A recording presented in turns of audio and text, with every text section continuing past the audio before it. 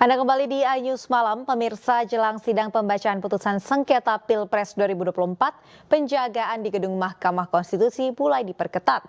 TNI dan Polri menurunkan ribuan personel yang bersiaga di sekitar gedung Mahkamah Konstitusi hingga 22 April 2024. Sebanyak 3.600 personel gabungan TNI dan Polri diturunkan untuk mengamankan pembacaan putusan sengketa pemilihan presiden 2024 di Mahkamah Konstitusi Jakarta.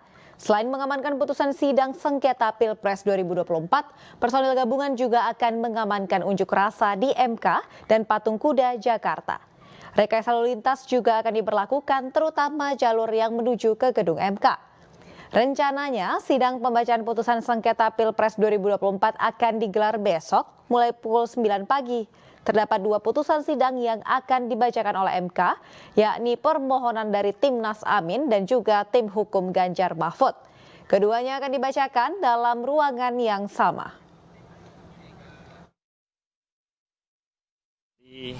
Tentu harus ada putusan yang besok diucapkan. Tadi banyak yang tanya apakah RPH masih digelar sampai sore ini masih. Mudah-mudahan sebelum waktu persidangan kita sudah siap putusan untuk diucapkan. Yang kedua soal teknis persidangan besok. Seperti yang pernah saya sampaikan, kita sudah mengirimkan panggilan hari Jumat kemarin kepada seluruh pihak, pemohon 1-2, termohon pihak terkait, kemudian pemberi keterangan sudah, dan hari ini sudah juga dikonfirmasi. Memang ada yang belum konfirmasi, tapi sebagian besar sudah. Mekanismenya seperti sidang sebelumnya, kita memberikan kuota kursi untuk masing-masing pihak itu 14 kursi, termasuk kalau sekiranya prinsipal itu hadir gitu ya. Kemudian soal pengamanan, saya kira juga kita selalu koordinasi dengan teman-teman kepolisian. Ada layer-layernya pengamanan itu, mulai dari seputaran akses jalan menuju ke MK, kemudian di sekitaran gedung MK, termasuk juga di ruang sidang. Tapi seperti apa detailnya tentu saya tidak bisa sampaikan, tapi yang pasti kita ingin memastikan bahwa besok sidang itu dapat dilaksanakan dengan lancar, tanpa gangguan, tertib. Sementara itu, Guru Besar dan Sivitas Akademika UGM Yogyakarta menggelar aksi kawal putusan sidang MK.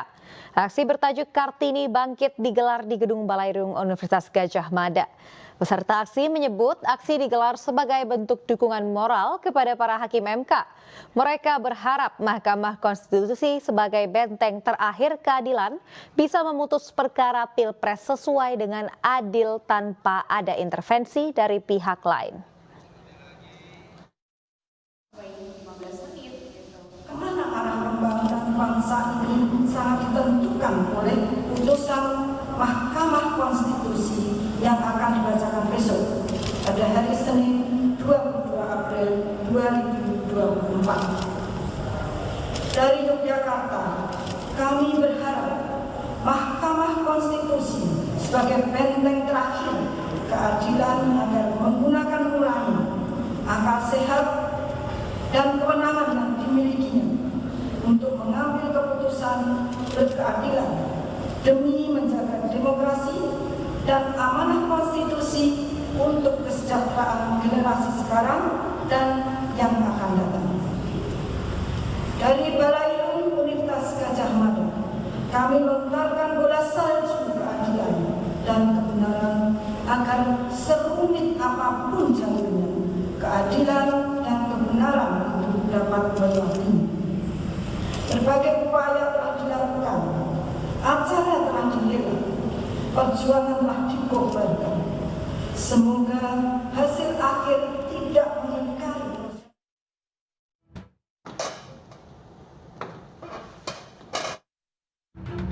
Senin 22 April 2024, Mahkamah Konstitusi akan membacakan putusan perkara sengketa Pilpres 2024.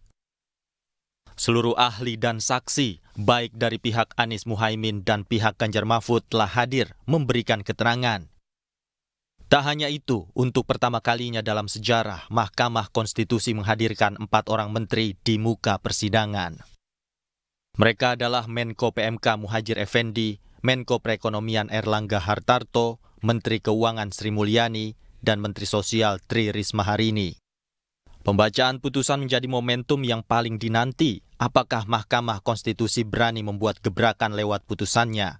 Ataukah lagi-lagi palu hakim patah dalam mengambil keputusan nanti?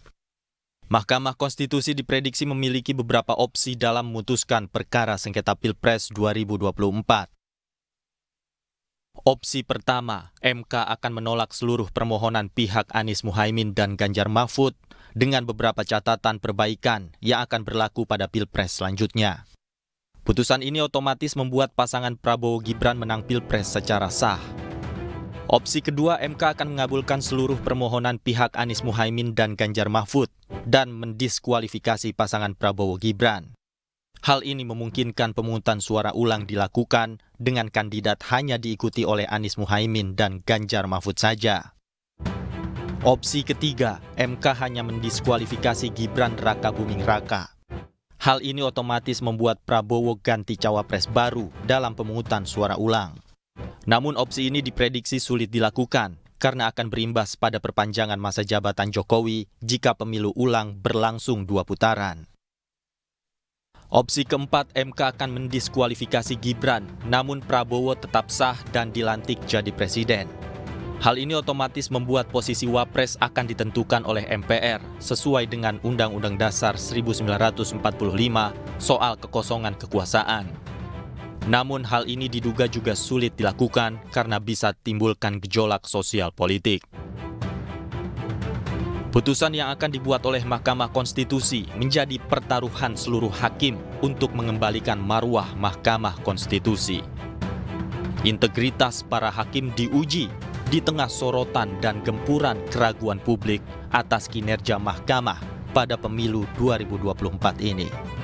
Dari Jakarta, Tim Liputan iNews melaporkan.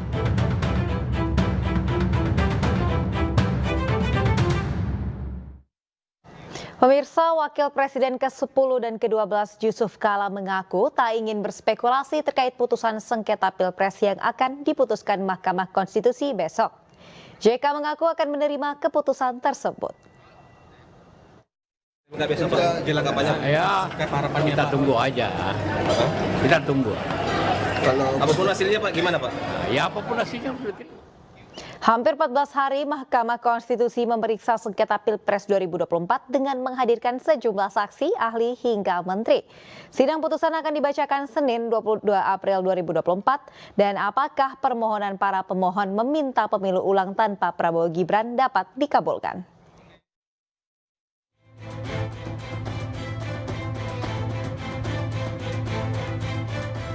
Capres-Cawapres nomor urut 3 Ganjar Pranowo Mahfud MD menggugat hasil pemilu presiden 2024 ke Mahkamah Konstitusi. Tak hanya Ganjar Mahfud, paslon nomor urut 1 Anies Baswedan Muhaimin Iskandar bahkan lebih dulu mendaftarkan gugatan hasil pemilu ke MK. Kedua paslon menilai ada indikasi kecurangan selama, sebelum, saat pelaksanaan hingga setelah pemungutan suara. Rabu 27 Maret 2024, Mahkamah Konstitusi menggelar sidang perdana perselisihan hasil pemilu Presiden 2024. Kedua pemohon, yakni Capres Anies Baswedan dan Capres Ganjar Pranowo hadir. Isi permohonan mereka hampir sama, di antaranya meminta kemenangan Prabowo Subianto Gibran Rakabuming Raka didiskualifikasi. Kemudian memerintahkan KPU segera menggelar pemungutan suara ulang tanpa mengikut sertakan Prabowo Gibran. Mata publik pun kemudian tertuju pada jalannya persidangan. Aroma dugaan kecurangan, pengerahan oknum aparat, politisasi bansos, nepotisme, hingga isu cawe-cawe Presiden Joko Widodo disampaikan di gedung Mahkamah Konstitusi yang muncul dari keterangan para saksi dan ahli. Terutama saat 4 Menteri Kabinet Indonesia Maju hadir dalam sidang sebagai saksi, yakni Menko Bidang Perekonomian Airlangga Hartarto, Menko Bidang Pembangunan Manusia dan Kebudayaan Muhadjir Effendi, Menteri Keuangan Sri Mulyani, dan Menteri Sosial Tri Risma Harini. Sidang perselisihan hasil pemilu sudah memasuki tahap akhir. Putusan akan dibacakan Senin 22 April 2024. Mampukah Hakim Konstitusi menjaga marwahnya sebagai corong keadilan? Jangan sampai palu hakim patah lagi di hadapan politik. Tim Liputan iNews melaporkan. Sementara itu, Mahkamah Konstitusi menegaskan pengaruh amicus curiae terhadap keputusan sengketa Pilpres tergantung keyakinan masing-masing hakim. Namun terlepas bisa atau tidaknya mempengaruhi hasil putusan MK, amicus curiae telah menjadi sejarah sekaligus fenomena menarik dalam PHPU tahun 2024.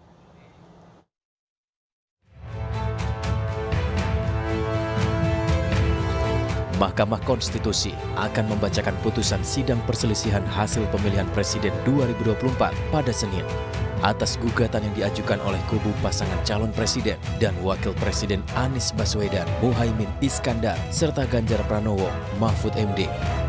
Gugatan terhadap hasil Pilpres bukanlah hal baru sejak pemilu langsung digelar pada 2024. MK selalu menangani gugatan hasil Pilpres. Namun ada sejumlah keputusan dan peristiwa yang baru pertama kali terjadi sepanjang sejarah sengketa hasil pemilu di MK. Di antaranya, banyak pihak yang mengajukan menjadi amicus curiae. Bahkan hingga Jumat 19 April 2024, Mahkamah Konstitusi telah menerima 47 pengajuan amicus curiae dari berbagai kalangan termasuk dari Megawati Soekarno Putri. Amicus curiae dikenal sebagai sahabat pengadilan, merupakan praktek hukum yang memungkinkan pihak lain di luar pihak berperkara untuk terlibat dalam peradilan. Berfungsi mengklarifikasi isu faktual, menjelaskan isu hukum, dan mewakili kelompok tertentu. Tidak berhubungan dengan penggugat atau tergugat, namun memiliki kepentingan dalam suatu kasus. Sementara itu, juru bicara Mahkamah Konstitusi Fajar Laksono mengatakan, amicus curiae belum tentu dibacakan saat sidang putusan karena tidak ada di peraturannya. Fajar juga menegaskan pengaruh amicus curiae terhadap keputusan yang diambil tidak bisa diukur lantaran tergantung keyakinan hakim. Nggak ada aturannya harus dibacakan gitu kan. Makanya saya bilang kemarin amicus curiae itu bisa saja dipertimbangkan. Beri pertimbangan itu bisa sebagian atau seluruhnya, atau mungkin juga tidak dipertimbangkan, kan begitu. Bergantung pada masing-masing hakim konstitusi. Oh ini oke, oh ini relevan, ini enggak. Yang memberikan penilaian hukum, yang memosisikan amicus curiae itu seperti apa, itu ke keyakinan masing-masing hakim. Jadi nggak ada keharusan untuk membacakan atau memperlakukan seperti apa terhadap amicus curiae. Namun terlepas bisa atau tidaknya mempengaruhi hasil putusan Mahkamah Konstitusi, amicus curiae kali ini telah menjadi sejarah sekaligus fenomena menarik dalam PHPU tahun 2024. Tim Liputan iNews melaporkan.